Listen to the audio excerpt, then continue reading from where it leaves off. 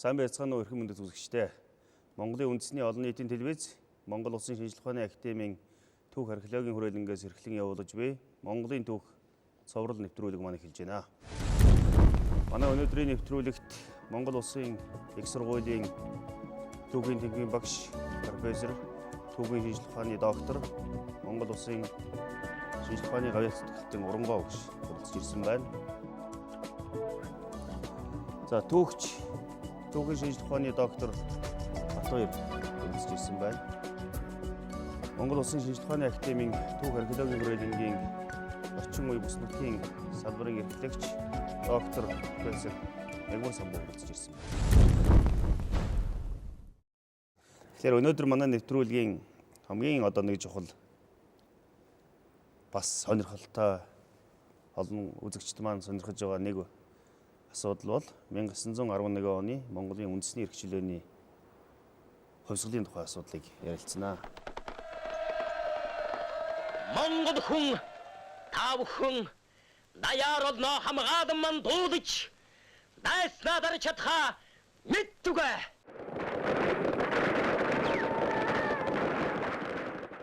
Ер нь 1911 оны үндэсний эрх чөлөөний хувьсгал энэ түүхэн үйл явдлын талаарх ер нь Монголын түүхчдийн судалгааны тухай бас Урангой багш танилцуулах уу? За энэ үеийн түүхийг судлах явдал бол мэдээж энэ хувьсгал ёсны дараахан үеэс бол эхэлсэн. За 1936 онд бол анхны Монгол Улсын ерөнхий түүхээр гарсан чухал бүтээлүүдэд бол энэ 1911 оны үндэсний эрх чөлөөний хувьсгалыг бол хувьсгал байсан юм а, хувьсгалд эргэлт байсан юм а. Монголчууд олон зуун жил харийн иргэшээлд байсан энэ иргэшээлээс гараад өөрийнхөө төр ёсыг сэргээж за улмаар бол хөгжид дэвшгийн үүд гараагаа нээсэн юм а гэдэг ийм чухал үүднээс бол авч үзэж энэ үүд түүхэн үйл явцын амьд гэрчүүд болсон хүмүүсүүд за дараа нь бол судлаачд бол судалсаар ирсэн юм а. За гэхдээ нөгөө түүхийг үзэх ангич намч байр суурьныхаа үүднээс бол энэ хувьсгалын хөдөлгөөгч хүч гол удирдан зохион байгуулагч нарын талаарх үнэлэлт эдгээр бол арай өөр өнгө аястай байсан. За тэгээд 1911-12 оны үйл явцыг бол ялтанд хүрсэн үндэсний эрх чөлөөний хөдөлгөөн байсан юм а гэсэн ийм өнгө аястай бол бичиж судалсаар ирсэн юм а. За харин 1990-ад оноос хойш Монгол улс хөгжлийн чиг баримжаагаа өөрчилж нэг намын дарангууллаас гарч за улмаар бол олон ургалж үзэл түүх судлалд орж ирсэн энэ үйл явц маань бол энэ түүхийг дахин эргэж харах тэр ангич намч үзэл сурталын хальс бүрхөвчнээс нь гаргаж судлах ийм үйл явцыг бол эхлүүлсэн юм ба. За гэхдээ манай ахмад түүхч нар дотроос бол энэ 11 оны хувьсгалын үйл явцыг нэгэн сэдв бүтээлийн хэмжээнд судалсан судлаач нар бол бий. За анхны бүтээл бол 1956 онд Пунцэг нуруугай зөвлөлт холбоотой улсад бол энэ сэдвээр автономтой үеийн Монгол улс гэдэг энэ сэдвээр бол докторийн зэрэг хамгаалж ирсэн. За түүний дараа бол манай ахмад түүхч Сандаггүй мөн энэ үеийн гадаад улс төрийн харилцааны түүхээр судалгаа хийж докторийн зэрэг хамгаалсан. За 90-ад оноос хойш бол түүхч Жамсран энэ хувьсгалын ач холбогдол энэ үйл явцыг хувьсгал байсан юм а гэж үзэх энэ үндслүүдийг гаргаж ирж бол ингэж судалсан.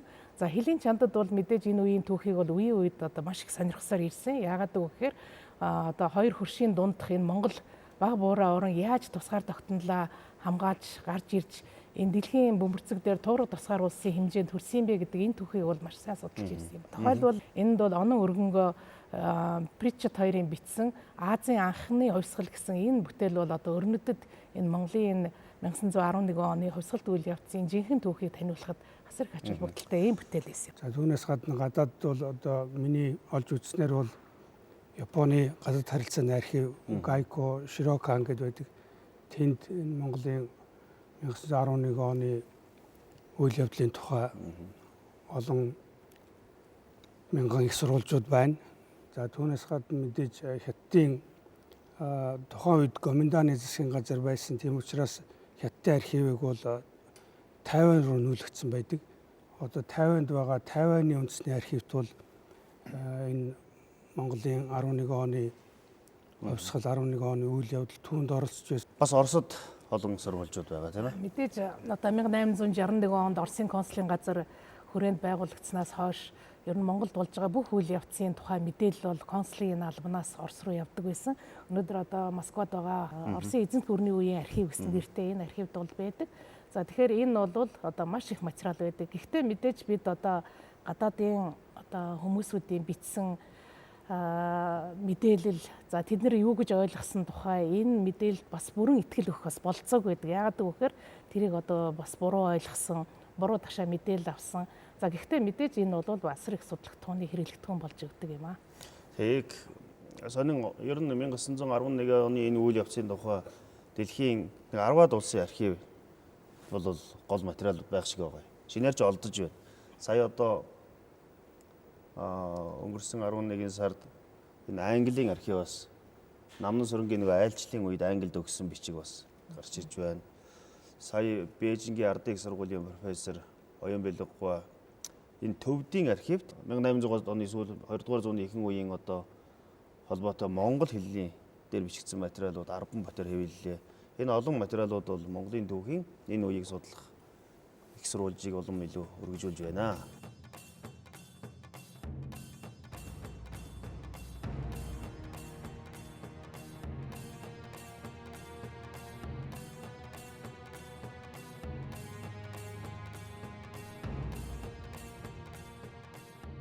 За 1911 оны энэ үйл явц бол гинт гарч ирээгүй. Ямар нэгэн хөрс суурьтай, ямар нэгэн одоо сэтэл гадаад дотоод аль хүчин зүйл бол нөлөөлсөн. За энэ 11 оны хувьсгалын өмнөх одоо ялангуяа 1900-аад оны тэр Түшайтан Сэцэн хааны алт байгалийн баялагаа хамгаалж боссон эсэргүүцлээс эхлээд тийм ээ энэ асуудлаас урд дэш нөхцөлийн тухай бас урангуй гэж одоо үндсэн судалгаа хийсэн энэ талаар бас үзэгчдтэй ярьж хөө.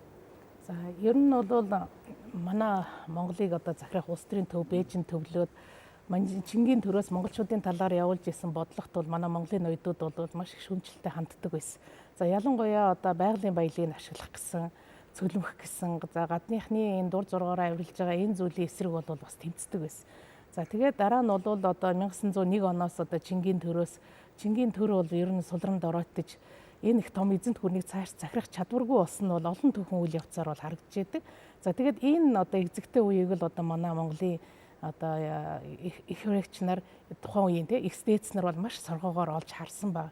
За нөгөө талаар бол Чингийн төр бол Монголыг харьцангуй гадаад ертөнцөөс битүүмжилсэн тусгаардуу байлгадаг энэ бодлогоо өөрчлөөд Монголыг одоо гадаад ертөнцид нээлттэй болгосон. Ялангуяа хятад хүнтэй ураг барилдахыг одоо зөвшөөрсөн.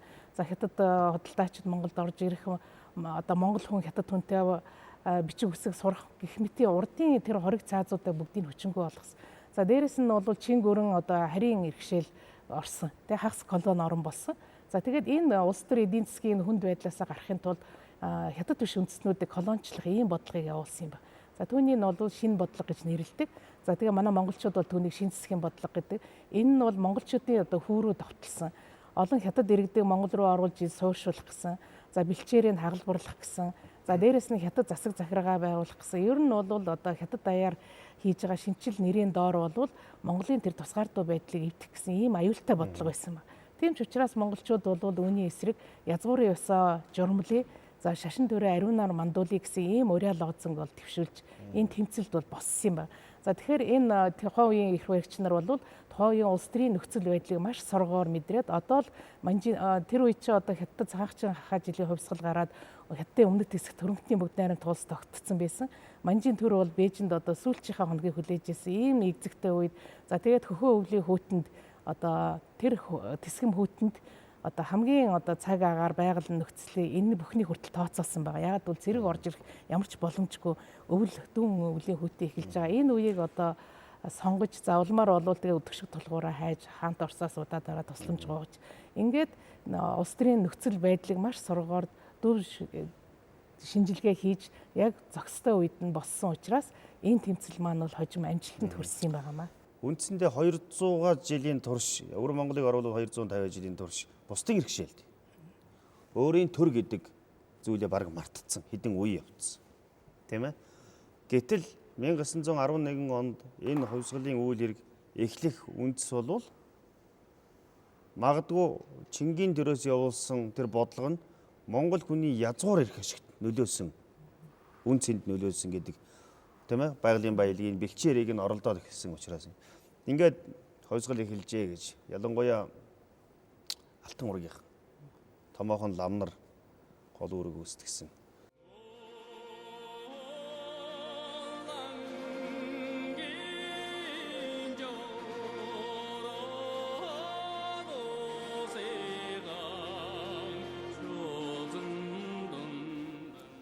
За ингээд хувьсгалын үйл явц бол эдрээтэй олон зүйлийг даван туулж 1911 оны 12 сард тулж ирсэн. За энэ үйл явц хэрхэн өрнөж Богд хааныг хаан ширээнд өргөмжлөж Монгол улс дахин одоо гарч ирэх энэ асуудлын талаар манай Мегмар Самбуу доктор бас ярьж өгөө тодруулж. Ялангуяа тэгээд 1911 оны хавар 1911 оны зунаас эхлээд бол одоо энэ тэмцэл хөдөлгөөн шин шатанд гарч Монголын одоо тэргүүлэх ноёд лам нар тухайлбал одоо Даалам Цэрэн чимээд Төвшөө Тан аймгийн Чуулган дарга Чагдаржав Цэргийг захирах жанжин одоо ханд дорж ингээд нөлөө өгөх ноёд лам нарын удирдлагаар энэ богд уул нууцаар уулдаж Монголын тусгаар тогтнолыг сэргээх ийм үйл ажиллагаа эхэлсэн. Эднэр бол одоо богд ууланд дараа уулзаж дараа нь одоо богдод одоо мандал өргөж энэ тухайгаа айлтгаж богдын зөвшөөрлийг аваад тэгээд 1911 оны үйл бол халахын хүрээний төр хэргийн бүхрийг төр ерөнхийлөн шийдэх газар гэдэг газар одоо 7 хүний мөрөлдөхөнтэй байгуулсан тийм ээ. Энийг бол манай судлаачид бол одоо төр засгийн газар гэж үздэг. Үндсэндээ энэ 7 хүний мөрөлдөхөнтэй энэ төр засгийн газар Монголын тусгаар тогтнолыг сэргээх энэ үйл ажиллагааг Богд хааны удирдлагын дор гардан зохион байгуулсан ийм байгууллага.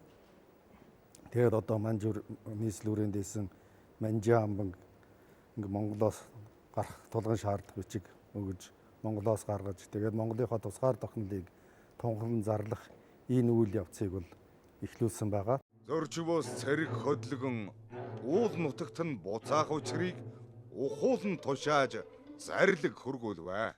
Тэгээд одоо 1911 оны үндсэндээ 10 сараас эхлээд сар гарын хугацаанд Монголынхаа тусгаар тогтнолыг сэргээж богдыг хаан ширээнд өргөмжлөх ийм бэлтгэлийг одоо их эрчимтэй явуулсан. Тэгээд 1911 оны 12 сарын 29 одоо тухайн Монгол тооллоор бол цагаах чангах ажлын өвлийн дунд сарын шинийн 9-нд одоо энэ Богд хааныг хаан ширээнд өргөмжлөх ийм ёслолыг хийсэн байна.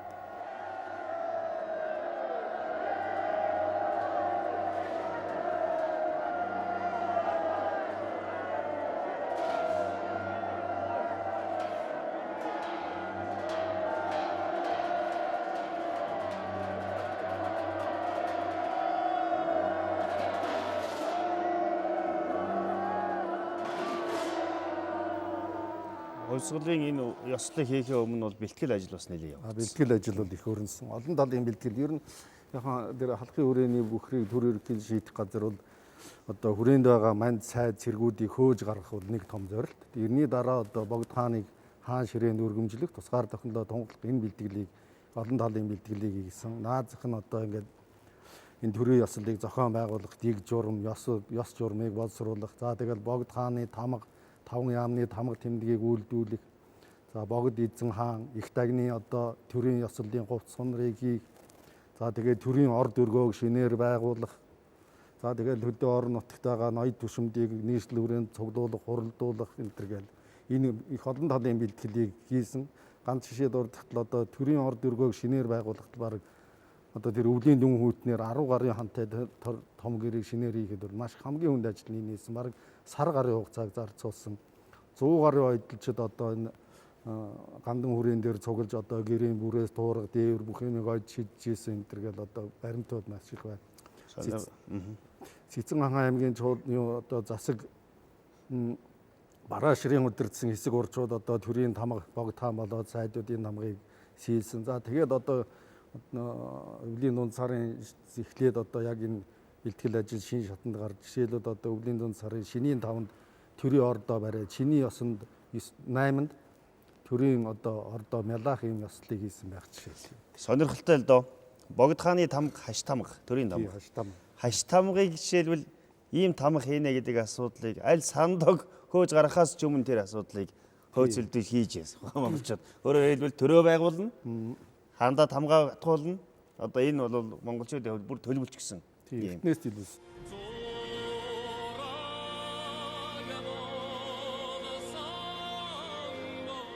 За хамгийн түрүүнд тусгаар тогтнолын асуудал одоо ингээд 12 сарын 29-нд хийгдэж ёслол болж байна.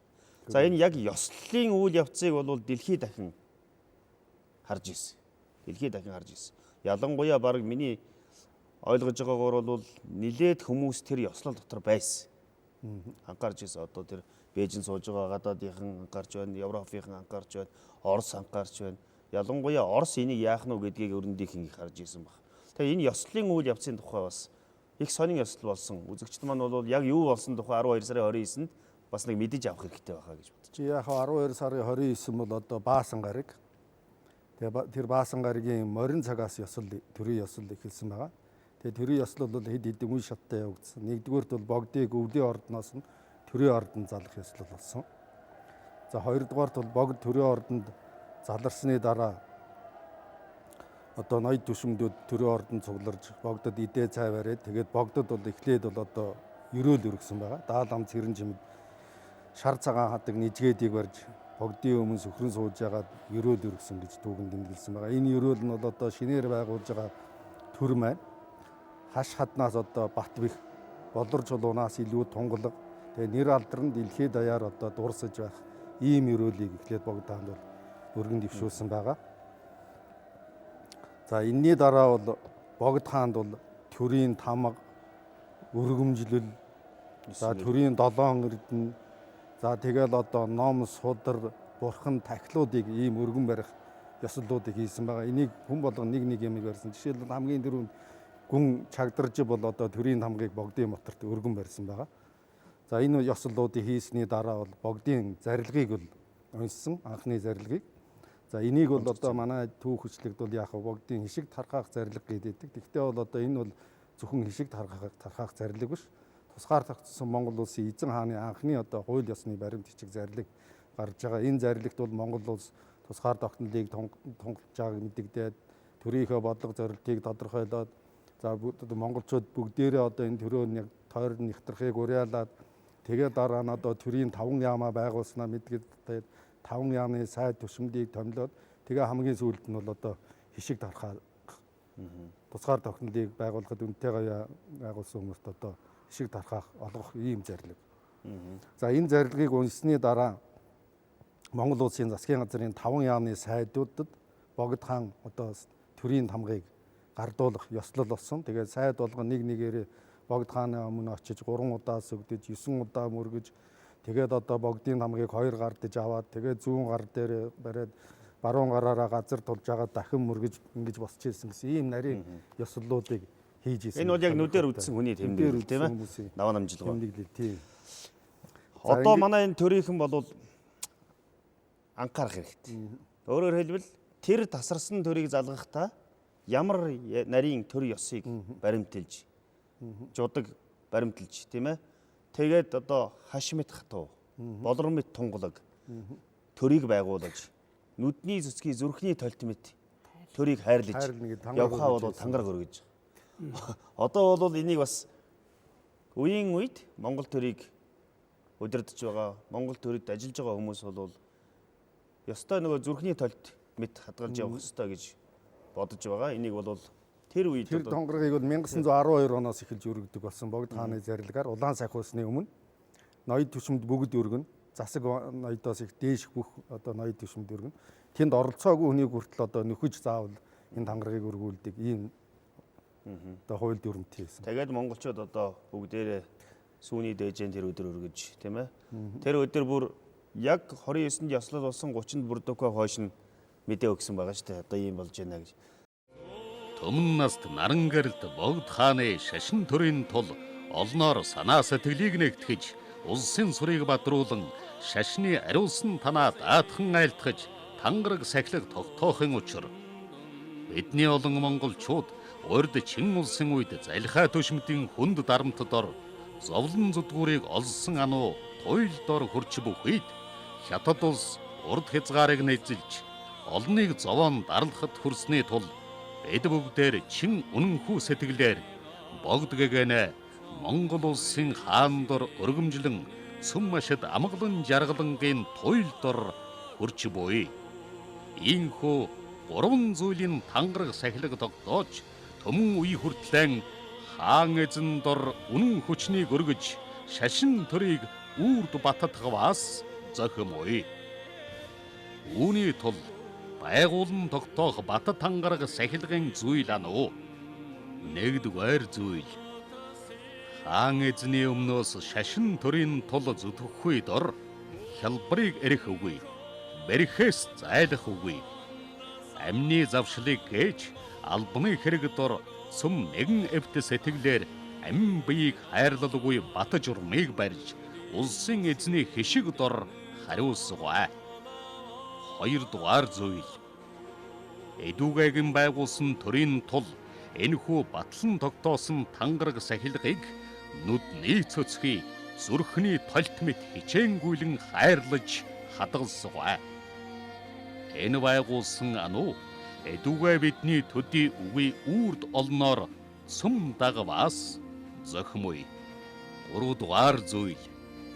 Энэхүү байгуулсан төрийн тул батлан тогтсон тангараг сахилгыг үнэнхүү ёсчлон сахигчдыг шашны сахиусан үрд туслан өршөөж хамгаалан тэтгсээр Шамбалын орон дор хүргэгдэн.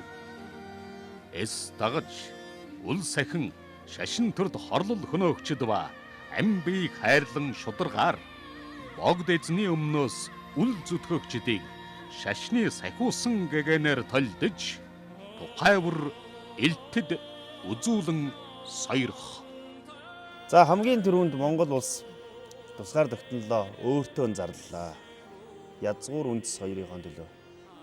Хамгийн анхны авчиргажуулсан бодлого бол одоо дэлхийд хандах ёстой. Тийм ээ? Дэлхийн нийт энийг яаж хүлээж авав? Хоёрдугаарт одоо Монгол улсын хамгийн гол эрхэм зорилго бол ядаж хөрш орнуудаар хүлээн зөвшөөрөх. Нөгөө талд бас адилхан чин улсын эрхшээлээс гарч байгаа дундад иргэн улс байгаа. Энэ бол автоном биш. Өөртөө засах эрх биш. Энэ бол тусгаар тогтнол. Тэгэхээр тусгаар тогтсон бие даасан бүрэн эрхт ийм улс болоход тунхаглан зарласан байгаа. Тэр үеийн гадаад хэргийг эргэсэн шийдэх яам чимэн хандорж энэ Монгол одоо тусгаар тогтсон төр улсаа байгуулсан гэдгийг дэлхийн одоо улсуудад зарлж мэдэгдэе. За юуны өмнө тэр чинь 1911 он шүү дээ. 11 оны дэлхийн газрын зургийг харах юм бол одоо тэр үеийн ойлголтоор 9 орныг сонгож авсан байна. Гол 9. Тийм одоо нөлөө бүхий. Хамгийн одоо дэлхийн бодлого нөлөөтэй 9 ийм орныг сонгож аваад за мэдээж үүнд Англи, Франц, Герман, Бельги, Голланд, Америк тэр үе чинь нөгөө далайн орнууд тэр Бельги, Голланд улсууд маш хүчтэй байсан. Япон ингээд энэ 9 орны элч нарт Монгол төрийн одоо нот тий дипломат нот бэлтгээд харьбын хот руу хөргөж өгсөн байна. За энэ хөргөж өгсөн түүх бол бас их сонирхолтой. Элч Монгол төрийн элч бол морин өртөөгөр хайлаар хөрсөн. Довтлогож. Тий довтлож 8 хоног хөрсөн гэж байна. Тэгээд хайлаараас галт тэрэг нь сууж харьбын орсон. Яг тэгвэл тэр үеийн их хүрээнээс одоо хамгийн ойрхон дэлхийн том гүрнүүдийн одоо элчин сайд яам консул суугаа газар бол харьбын бол таарж байгаа юм л. Тий. Тэгэхээр бол энэ Монгол төрийн одоо албан нотыг харьбын хот түргээд 9 орны элчин сайд яамд хаягилж хөргүүлсэн боловч энэ 9 орноос 6 орных нь элчин сайд яам харьбинд байсан. 3 нь байгаагүй. За ингээд 6 оронд нь бол нотоо хөргөж өгсөн. За 3 орных нь бол буцаж ирсэн байна. Энийг бол досоод тэргийн одоо яам даалам цэрэн чимдийн яам тэр 3 нотыг буцааж хүлээж аваад дахиж яаж хөргүүлэх вэ гэсэн ийм баримт манай архивт үлдсэн байна л да. За 6 орн дотроос өнөөдөр биднэрт мэдгэж байгаагаар бол Франц, Япон хоёрт хөргөсөн нот байж байгаа. Францын архивт хөргөсөн дипломат нот нь байж, Японы архивт байж байна. За гадаад бодлогын хувьд бол хамгийн тулгымдсан асуудал ер нь эхлээд хүлээн зөвшөөрүүлэх, өөрийнхөө тусгаар тогтнолыг тунхаглан зарлах.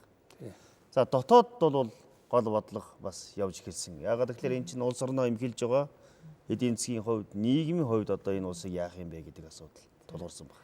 За тэгэхээр энэ тусгаар тогтнолоо тунхаглах үйл явцад бэлтгэх ажил бол маш хөргөн өрөөтэйс. За түүний дотор бол нэг гол асуудал бол энэ санхүүгийн асуудал эс.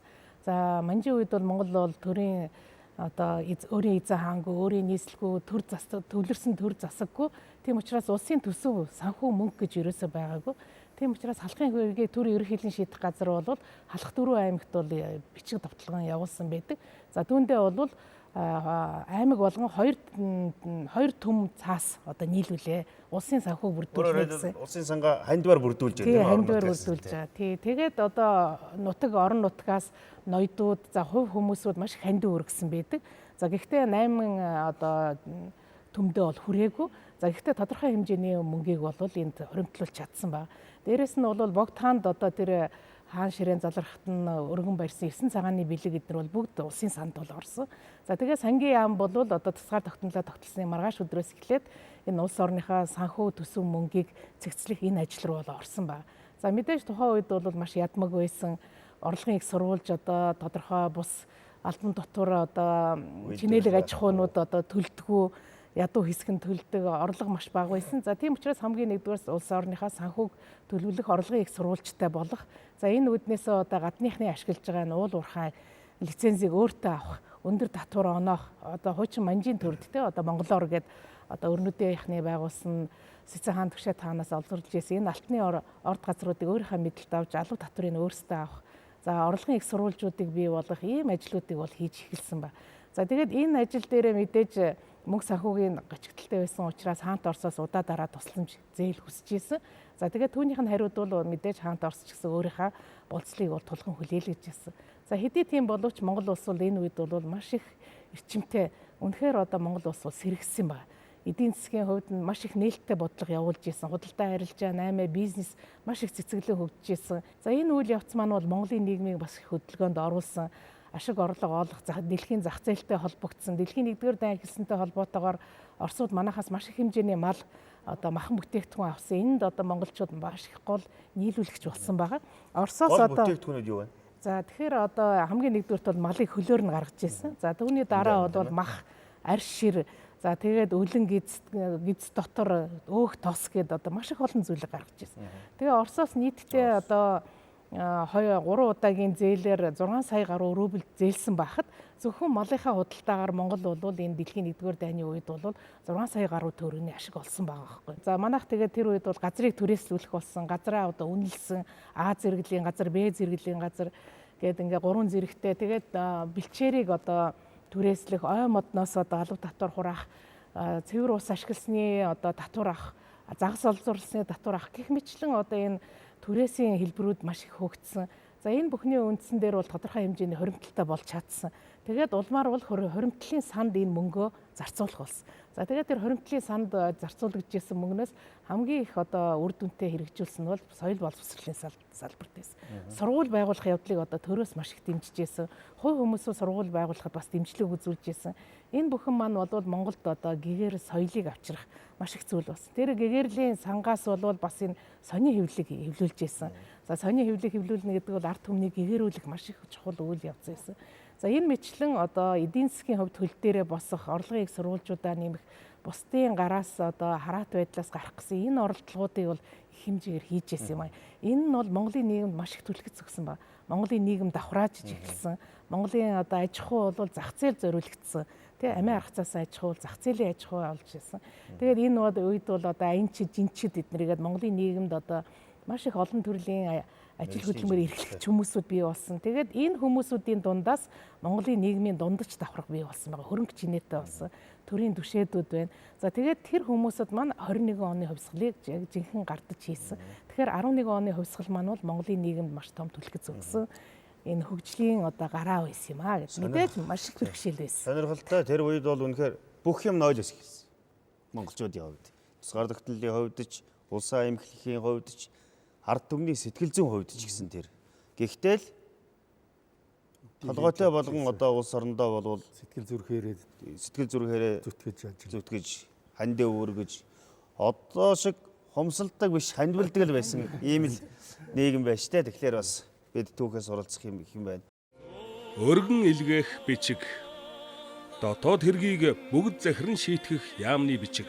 Сангийн хамаг хэргийг бүгд захиран шийтгэгч яамна өргөн илгээв. Явуулах учир энэ өвлийн сүүл сарын 20-нд манай дотоод яамнаас хуудас авчулж айлтгсан. Богд эзэн гэгээнээр толилхийг гуйх учир боолчууд мэхийн хянваас Их хүрээ болбоос манай Монгол улсын эзэн богд хааны гэгэн залран сууга. Бүгдээр бараалхан ирэх чухамхүү үндэс өх манлай газар мөн. Олон улсын хаадын сууга хотыг цөм нийслэл химээх нэр өргөмжлөх ёсон бүхий тулд үүнээс урагш элдв албаны бичиг зэрэгт нийслэл хүрээ химэн бичиж явбаас нийлэлцэх үл нийлэлцэх явдлыг хуудас хавчуулж хичээнгүйлэн айлтгав. Зарлиг гуймуу химэн айлтгсанд мөнхүү өдрөө хүлээн авсан уг хавчуулсан хуудсанд Улаанбээрээр цогсон зарлиг гуйсан ёсоор болгохтун химээснийг хичээнгүйлэн дагж үүнийг сангийн зэрэг дөрвөн яамнаа мэдтггүй химэн явуулсугай. Үүний тул өргөн илгээв. Олноо өргөгдсөний тэргүүн он өвлийн сүүл сарын 22. Монголын дотоодод бас шууд одоо бүрэн эрхийг хэрэгжүүлэх боломж багтаа. Нөгөө манж амбан хятадын одоо олон газар юу төлөөлөгч нар бол Монгол улсад байсан.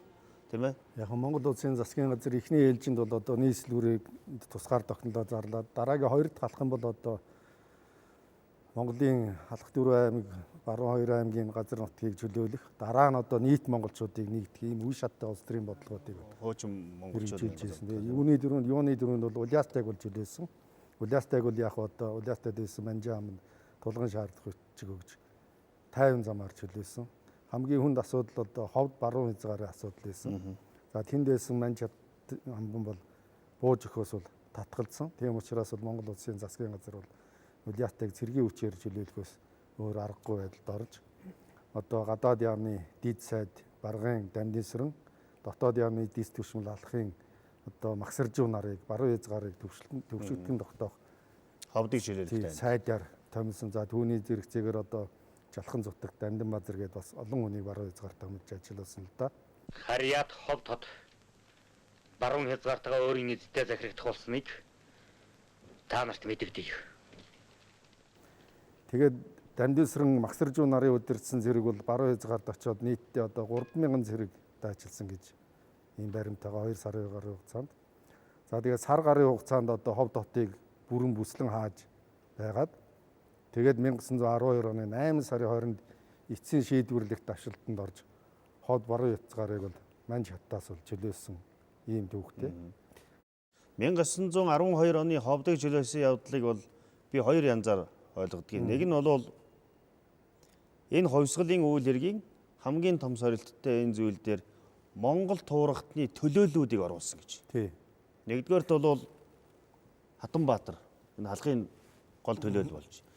Баргыг төлөөлөж Дамдинсран. Ойрлыг төлөөлөж Дамбижа. Буюу Дамбижанцан.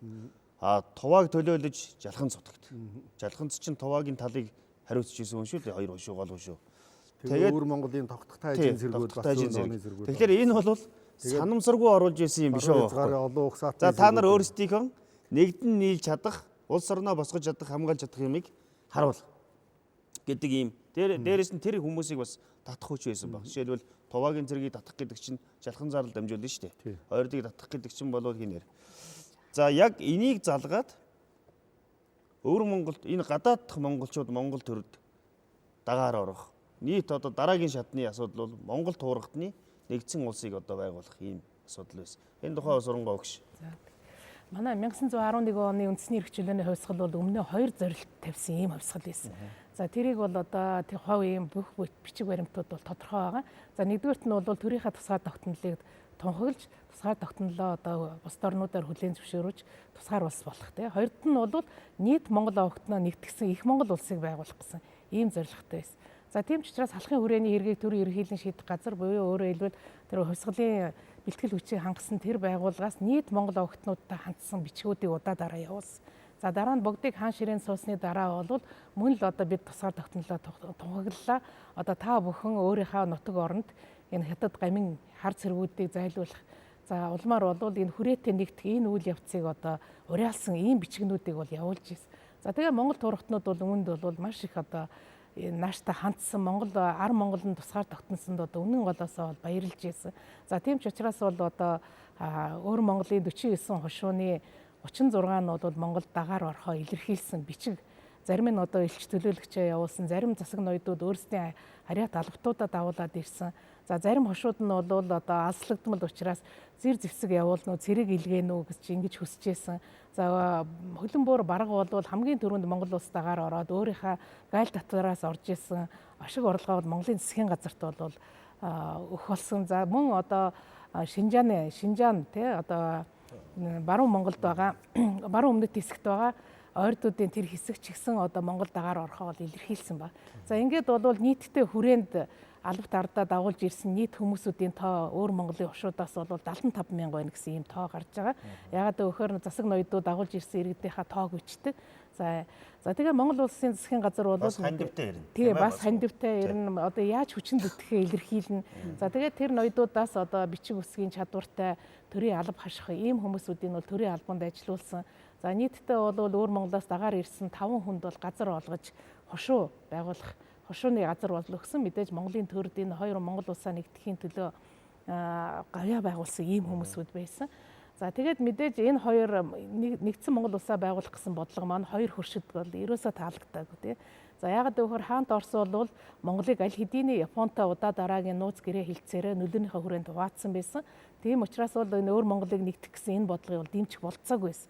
За Хятад бол анханасаа эхлэн одоо дундад тэрэг улсууд Монголын тусгаар тогтнолын сөрөг хүчин болж зогсож исэн. Тийм ч учраас одоо монголчуудаас өрсөж өөр Монголыг өөртөө нэгдэж авахын төлөө 10,000 цэргийг 5 замаар бол бас өөр Монгол руу оруулсан байсан. За баруун хязгаарын хувьд бол баруун Монгол гэдэг засаг захиргааны нэгж байгуулад түүнийг одоо Полтвангаар захируулад за тэгээд баруун хязгаартайгаа одоо хөхнөрийн монголчуудыг бол дундад тэргийн улсад нэгдэх ийм хүчтэй бодлого явуулжсэн. За тэр бодлого бол зөвхөн одоо хөхнөрийн монголчууд төдийгүй бас ойрдуудын хувьд тий одоо баруун Монголын хувьд ч гэсэн цаанаасаа маш хүчтэй бодлого явуулж ирсэн. Тийм учраас бол одоо дөрүүдийн зарим ноёдуудаас хятадыг даах гэсэн ийм санаа бодолтой хүмүүсүүд байсан.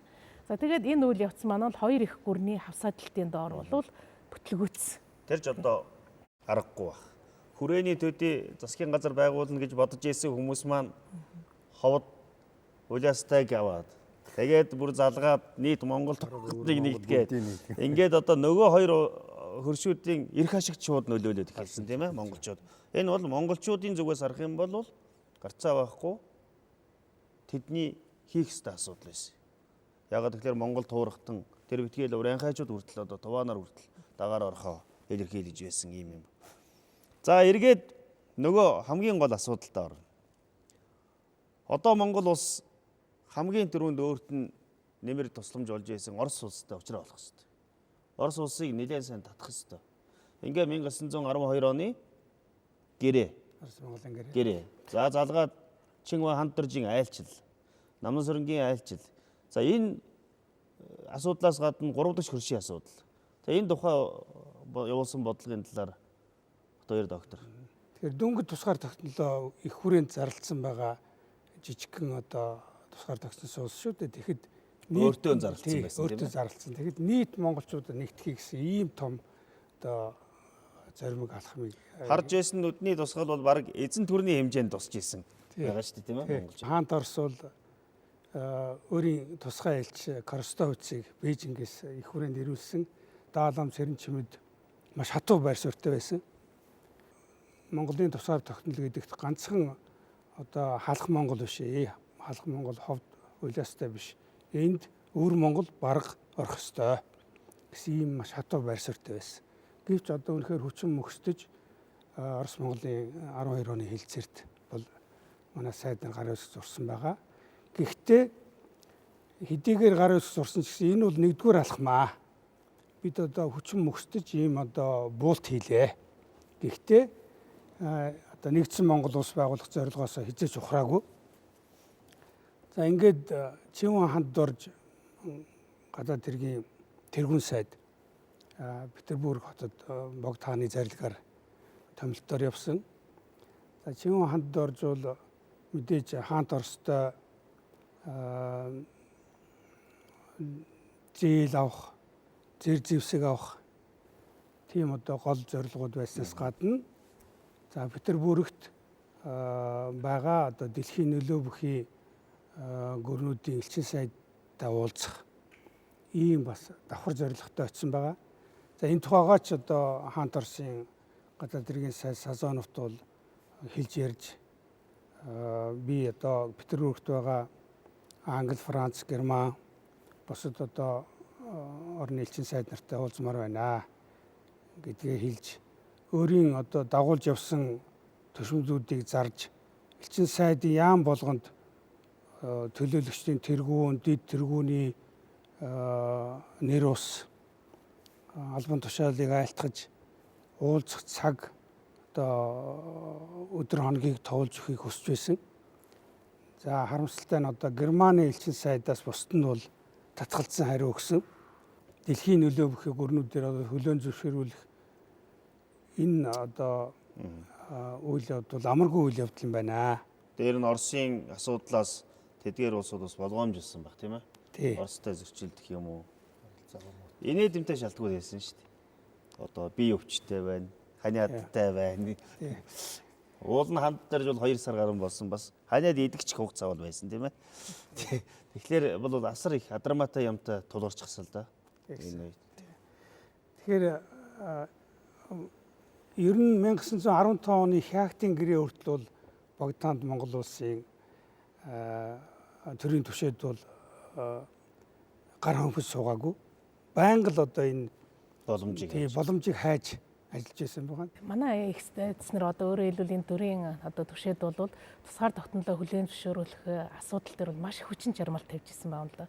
Тухайлбал Үүнийдээ өдөр алдахгүй ажиллаж байсан тийм ээ. Чинва ханд орж бол очсныхаа дараа Оросын одоо манай хүрээнд олон жил консулаар суусан Шишмариовтой уулзсан байгаа. Шишмариовго тэр үед Петербургт амьдарч байсан уу? Тийм, Петербургт байсан. Тэгээд уулзсан байгаа. Тэргийн ам зөвлөх төшмөл. Тийм, зөвлөх төшмөл. За тэгээд дээрэс нь одоо Оросын эзэн хааны Николай II-ын одоо ордны сайд Ухтомский гэж ноёнтой уулзсан байгаа. Тэр Монголд ирж ирсэн Ухтомский. Тэр Монголд ирээгүй. Гэхдээ 1990 онд нөгөө Даалам Цэрэн Бадамт орж тэргүүтээ мөнгө зээлтэй явсан 1900 онд. Тэгэхэд уулзж байсан. Тэр Ухтомский бол эхийн талаараа Монгол цустай Батхааны удмын ийм ноён байсан. Тэгээд одоо өөрөөр хэлбэл тэр монголчууд руу нааша хандах хэн байж болох вэ? Тэр бүхэнтэй уулзаж очиж байсан ба. За дараа нь тэр Намнас өрнгийн айлчлалын үед бол мөнгөний тухайн асуудлыг бас Францын хувийн компанитай уулзаж мөнгө бүр зээлэхээр болцсон байсан. Гэтэл энд бас Оросууд саат хийсэн. За тэгээд Намнас өрнг хойшоо явцсан хойгоор бол Даалан Цэрэн жимд бол Бинтон гончиг сурнаар Японыг зорж явцсан. За Японоос мөнгө тусламж авахыг хүссэн тий. Энэ мэтчлэн одоо манай Монголын их стэйцнэр бол одоо болохоос нь болохгүй хүртэл одоо маш их зүйлийг хийсэн юм байна. Маш сонирхолтой. Яагаад гэвэл Намнас өрнгийн айлчлалыг ингээд материал харж байхад бол би 20 дугаар зуунд бараг одоо Монголын төрийн өндөрлөгүүдээс Намнас өрн шиг өргөн хүрээтэй айлчлал хийсэн хүн бол ховор гэж бодож байгаа. Хамрах цаг хугацааны хувьд ч гэсэн тэр хаантай 2 удаа. Ерөнхий сайдтай 2 удаа. 11 сайд 11 сайд. Төрийн дуумын даргатай. Тийм ээ. Өөрөөр хэлбэл байж болох бүх хувилбарыг бол одоо Намнас өрн хөөцөлдөж ирсэн. Тэр нь нөгөө нэг 12 оны Кростовицын байгуулсан хүч тулгаж байгаа байгуулсан 12 оны гэрээ бол үндсэндээ Бээжинд очиод дөрлүүлчихэж байгаа байхгүй юу? Бээжингийн гэрээ болчихж байгаа. Тэгэхээр тэр Бээжингийн гэрээг байгуулсан өдөр нь Намнас өрнгийн Николаевский вокзал дээр буусан өдөртөө таарч байгаа. Өөрөөр хэлбэл монголчуудаас уртах хэрэгтэй гэдэг асуудлыг одоо тавьж тэр бол монголчуудад их цохилт болсон байх. Тийм ээ. За гэтэл яг энэ үед монголчуудын Монгол улсын төрөөс авч хэрэгжүүлсэн нэг зүйл бол 5 замын дай. 13 оны 8 сард байгаа. 5 сард. Тэгэхээр 8 сард төрсөн. Богдын засгийн газар бол ерөөсөө Монгол улсын засгийн газар бол эхлээд хилцээрийн замаар шийдвэрлэхийг эрмэлжсэн. Тэр болохгүй эцсийн хувилбар цэргийн хүч. Тэгээд цэргийн хүч гэдэг бол одоо бас л их том бодлого л доо тэр жижиг орны хувьд. Богд хааны зарилгаар бол 1913 оны 1 сарын 15-нд бол 5 замаар цэрэг хөдөлгөх шийдвэр бол гарсан байгаа. Байлдааны төлөвлөгөөг боловсруулсан цэргийн яамны энэнийг баталсан. Тэгээд 1913 оны хавраас эхлээд нийслэл хүрээнээс их цэрэг бол өмнө зүг хөдөлж одоо даргангаар дамжиж Өвөр Монголын нутагт бол орж 13 оны хавраас эхэлж орж суусан байна. Тэрүүд бол аль хэдийн одоо хятад зэргүүд бол дунд иргэн улсын зэргүүд Өвөр Монголд бол ороод ирсэн байсан шүү дээ эдэн мянгаараа. Тийм учраас цэргийн хүчээр чөлөөлөхөөс өөр арга байхгүй. За гэхдээ бол одоо Богдын засгийн газар бол бас юу юуны дөрөнд дайн өдөөхийг бол хүсээгүй. Цэрэгтэй эхлээд одоо байдлыг хардсан өвөр Монголын байдлыг тагнах, судлах, хятад цэргийн байдлыг тагнах, судлах, болоод хэлэлцээний замаар одоо гэдрэг буцаах ийм арга замуудыг сөвөгжилж ийсэн. Тийм ч учраас 1913 оны 4 сар хүртэл нэг том дайн байлдаан болоогүй. Харин 1913 оны 4 сарын 3-нд одоо Шилийн голын чуулганы банд гэгэний хийдэд байсан Монгол улсын цэрэг, одоо Улаан цавын чуулганы Ураадын дундад гүнд байсан Монгол улсын цэргийн эсрэг, дунд иргэн улсын цэрэг нэгэн зэрэг одоо том дайралт хийсэн байгаа. Энэ үеэс эхлээд одоо Монгол хятад цэргийн хооронд Өнөөдөр эхлээд хятадын цэрэг дайрсан Монголын цэрэг. тий. Томоохон дайн бол энэ үеэс эхэлж явагдсан. Тэгээд 1913 оны 4 сараас 7 сар хүртэлх 3 сарын хугацаанд бол одоо өвөр Монголын Шилийн голын чуулган, Улаан цавын чуулганы нутагт бол Монгол хятад цэргийн хооронд бол том жижиг олон удаагийн байлдаан болсон. Ингээд нэлийн сунжир хандлагатай болсон учраас 1913 оны 7 сард Монгол улсын засгийн газар энэ байлдааны өвөр Монголд явуулж байгаа цэргийн ажиллагаанд дүгнэлт хийсэн. Тэгээд цэргийн хүчээ нэмэгдүүлэх, цэргийн удирдлагыг бэхжүүлэх ийм шийдвэр гаргаж Манлайбаатар дамдын сэрэнг бол одоо өмнө зүргийн цэргийг ерөнхийлөн захирах жанжингаар бол томилсон байгаа. Югзөр утгад галсан дашийг бол өмнө зүгийн олон монголчуудыг дагуулan тохинуулах сайдаар томилсон байгаа. Тэгээд нийслэл хүрээнээс цэрэг зэвсгийн хүчийг нэмж илгээсэн. Энэ үеэс эхлээд бол 13 оны байлдаан бол одоо шин шатанд гарсан. Тэгээд үндсэндээ 1913 оны 9 сар хүртэл Монгол цэрэг бол маш эрчимтэй давшилтуудыг явуулж үндсэндээ одоо өвөр Монголын нутгийн ихэнх хэсгийг чөлөөсөн, төрүүчийн цэргүүд нь цагаан харимт толж утсан, долн уурыг бүсэлж авсан. Ийм эрчимтэй давшилтыг байлдааныг бол 2 сарын хугацаанд явуулсан байгаа.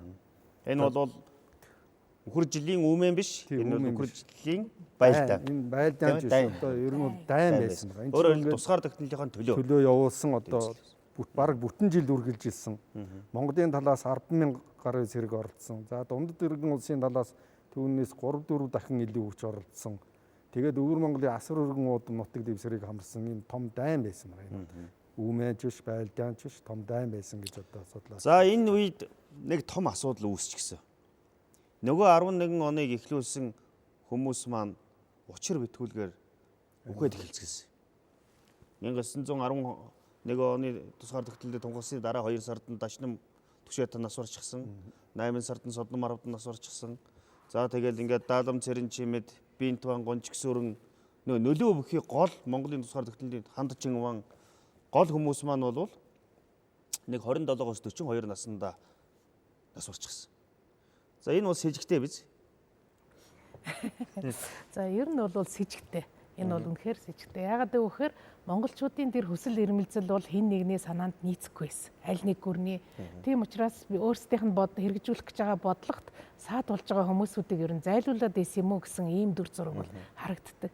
Маш их тийм. Том үйл явдлын өмнө нэг хүн нас ороод байгаа шүү дээ. Ер нь бол нэг том үйл явдлын дараа хин нэг нь учир битүүлэг ингээд нас орчих. Одоо яг гэрээ дуусаа чагдарж яв.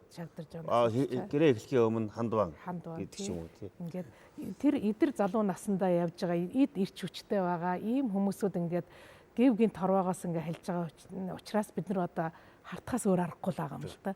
Жишээл одоо 5 замын цэрэг ингээд дайрч байгаа үед тий Юаншикэн одоо дунд иргэн улсын засгийн газар маш их балмагцсан. Бүр аргаа барьсан. Монголыг цэрэг ороод ирнэ бодоагүй. Тий, цэрэг орж ирнэ гэж бодоагүй. Тэгээд ямар санд одоо бид нар ингээд архивын материал үзэж явах бол Юаншика зөвхөн одоо төшмөдүүдээс гадна Английн одоо Моррисон гэж хүнийг өөрийн улс төрийн тий Бээжин суужсэн Моррисон гэж хүнийг өөрийн улс төрийн зөвлөхөөр авч ажиллуулсан. За Моррисоны нэг гол зорилго бол энэ монголчуудыг ятгах цэргийг буцаад татуулах.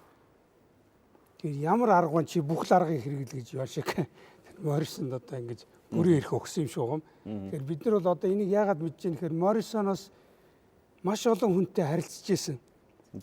Загтлууд бол одоо Австралийн Мэцлийн их сургуулийн намсанд байж байна. Тэгэхээр энэ дээр бол одоо бас зөвхөн одоо дунд дэргэн улс биш Их Британи хүртэл ингээд оролцсон. Ингэж одоо Их Британи дунд дэргэн улс ингээд нийлж байж за хаант Оростой бас эдгээр чинь цаагаараа тэр Бээжинд бүгдээр уулзж байгаа шүү дээ. Их гүрний хувилдаан гэдэг жинхэнэ одоо төгс утгаараа энд явагдаж байгаа тийм ээ. 1911 оны хувьсгалын дараа ер нь дэлхий бол анхаарлаа хандуулсан. За миний сайн мэдж байгаагаар бол Америкаас элчнэр ирсэн, Оросууд ирсэн, Польш гаралтай одоо Котвич хүртэл тийм ээ. Экспедицийн нэрээр. За Бенстид ирсэн. Маш олон тий Армстайд Финляндаас ирсэн. Японочдод олноор Бүр ингээд чиглэлээр одоо Монгол тий юу энэ чинь Кодама ирж ийсэн. Өөрөөр хэлбэл одоо энэ хүмүүсийн тэмдэглэл олдож байна.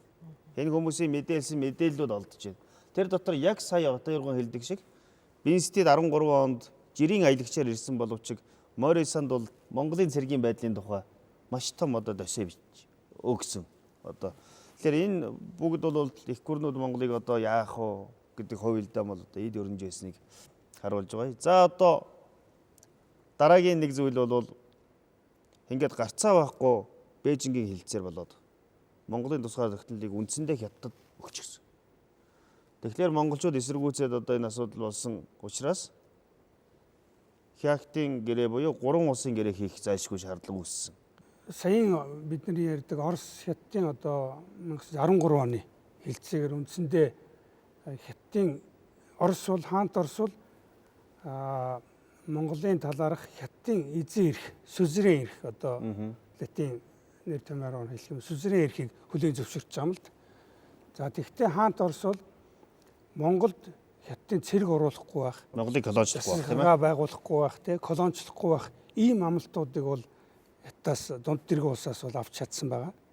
Тэгэхээр энэ талаар бол нэг талаар бол ухралт мөртлөө бас нөгөө талаар бас Монголын хувьд бас нааштай нэг алхам хийгдсэн байна. За эндээс бас одоо ярь тохирсон нэг чухал зүйл бол 3 этгээдийн хилцээр хийх. Энэ дээр тэгэхээр Монголын төчмөд бол маш их ухаантай ажиллаж байгаа. За 3 талын хилцээр хийдэг юм байж. Үүний өмнө одоо бид Японтой нэг ойртох гээд үзье. 3 дахь чөрш. Тий 3 дахь чөрш. Японтой ойртох гээд үзэх гэдэг учир нь гэхээр Монголын ноёд бол тэр үед мэдээлэл маш сайн байсан. Япончууд өвөр Монголд бол маш идэвхтэй ажилладаг. Өвөр Монголд одоо байгалийн баялаг, төмөр зам тэр бүх зүйлийг одоо Япончууд санаачил сэтэж хийж байгаа. Тэгэхээр бид нэр одоо Японтой ойртох ямар учиртай юм гэхээр Японыг одоо ятгаж, ухуулж, ойлгуулж өвөр Монголыг өмгөөлөлтөд авах асуудлыг зөвшөөрүүлье. Нэгдүгээрт. За бүр болохгүй бол Японыг яриа хэлцээнд татчруулж 3 талын биш 4 этгээдийн яриа хэлцээр болгоё. Гэсэн ийм аргыг хүртэл хөгжүүлж байсан. Ингээд түрүү Оронгой профессор хэлсэн Даалам Цэрэнчимэд Бинчон Гончгсөн хоёр бол хайлаар явсан байна. Тэгээ манай сэтгүүлчд бол харбин гэж ярьдаг. Харбин ороогүй. Хайлаар орсон байна. Нөгөө элчингүүд байгаа газар. Тий ягаад бол хайлаарт манай хөлөн бүрийн засгийн газар байж байгаа. Төвлөрч. Бараг одоо тусгаар тогтнолоо зарлагдсан богд хаанд Монгол улсад одоо бүрэлдэхүүнд нь орцсон богд хаанаас зарим гараад байгаа асуудал биш шүү дээ. Өөрийнхөө зах хязгаар одоо зүй хязгаарыг тохиолох сайд гэсэн бас нэг алуун тушаалтай явсан. Тий одоо өөрөөр хэлбэл очиж байгаа аль биесийн шалтгаан нь болохоор хязгаараа тохиолох. Хөлөн бүрийн учраас хөлөн бүрийг тохиолох санал гэж өгсөн шүү дээ. Ирээд тэр хоёр тийм ээ. Бүр том санал бичиг өгсөн. Засгийн газраар хөлөн бүрийн тухай асуудлыг хилцсэн. Засгийн газраар.